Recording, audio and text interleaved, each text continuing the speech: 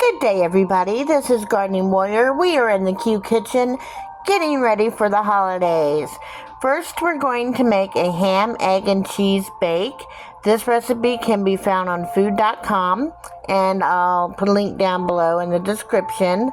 But we're going to get this started. I've already cracked eggs. I'm using honey ham that my girls didn't quite really like on their sandwiches because they said it was too thin. So mommy cut it up, and we've got 2 cups of that. I just had Al shred me 8 ounces of mild cheddar cheese. We're going to cut up 6 to 8 pieces of bread. I've got 6 eggs slightly beaten, 2 cups milk, and salt and pepper. So that is our list of what you need, and I'll be right back. Alright, so the first step is to add the milk to the eggs. Now, if you are reconstituting eggs or using frozen egg whites or egg yellows, egg yolks, whatever, that's 1 cup of eggs. 6 eggs, 6 large eggs is 1 cup of eggs. And then you put 2 cups of milk, and you stir it around. I've already well greased the bottom of this pan. You can't really tell, but it is. And so now we mix the egg with the salt and pepper. Alright, I usually use a half a teaspoon of salt and a 1/4 teaspoon of pepper because my kids don't really care for pepper. So there you go. And the next step is to spray a 9x13. This is 9x11, but it'll work with the cooking spray. Already did that. Now we're going to put the bread pieces into the bottom of the dish. And this is just 8 pieces of Killer Dave's white bread.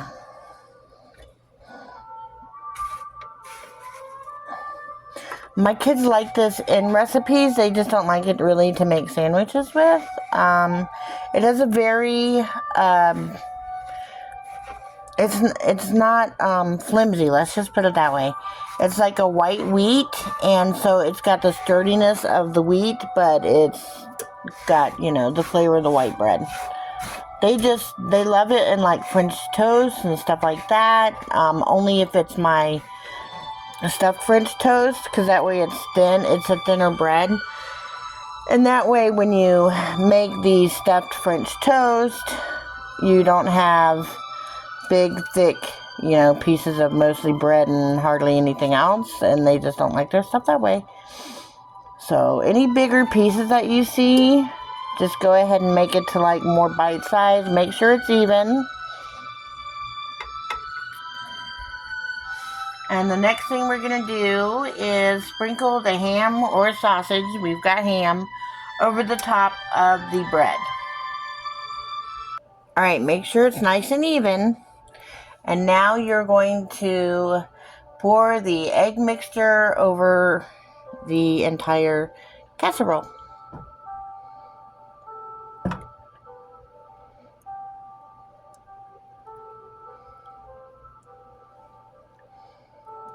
Make sure that the egg gets in there nice. Sometimes I like to let it sit just to make sure that the egg gets in with the bread, because you really don't want to stir it too much.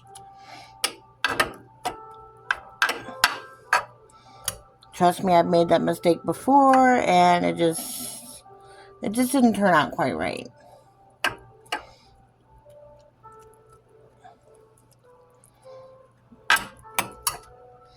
There we go. Just make sure all the bread is nice and got that egg mix on there real good.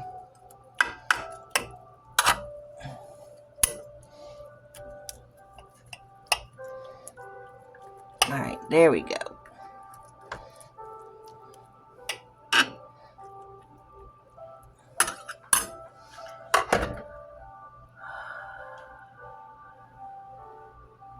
Alright, now, the only thing I did different from the food.com recipe is I like to put my cheese on over the, sprinkle the cheese over the meat, and then you're supposed to pour the egg mix over the whole thing. But a lot of times you can't really get that egg mix through that cheese, so that's why I like to do it this way. I see some more dry bread. Make sure all your bread's nice and moist.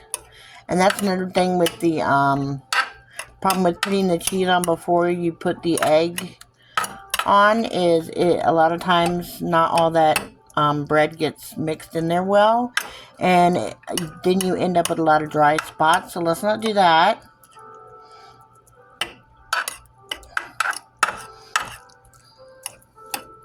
The most important thing is that all that bread gets moist. You don't want dry spots of bread in your casserole. There we go. And then make sure you get it put back evenly so you don't have any bare spots there.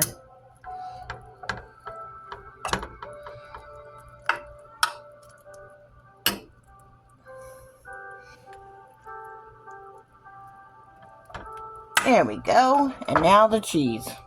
For 8 ounces of cheese, and I had my daughter shred up 10 ounces of cheese.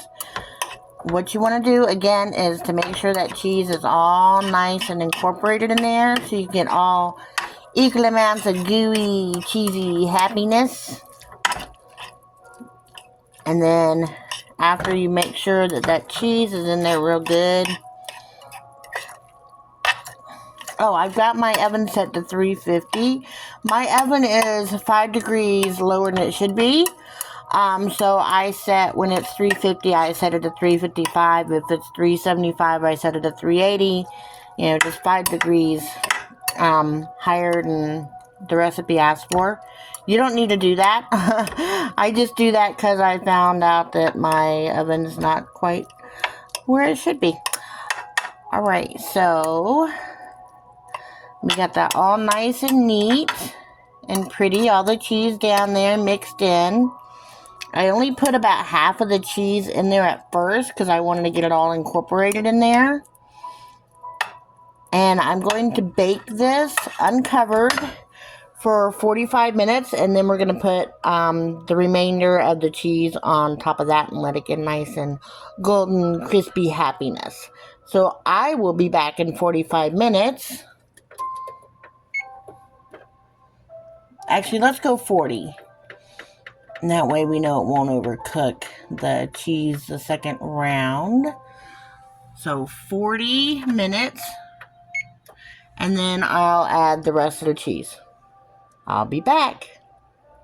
You won't even know I'm gone. Oh, isn't that lovely?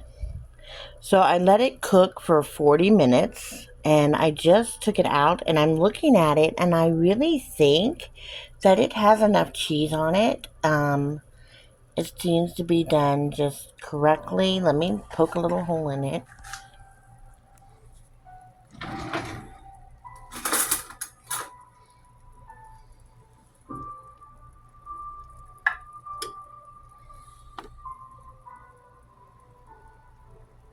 Might need to go for just a little bit longer. So maybe I will go ahead and put a little more cheese on top. I just don't want it to get too dried out. Alright, back into the oven for 5 more minutes. Let's do 8 minutes.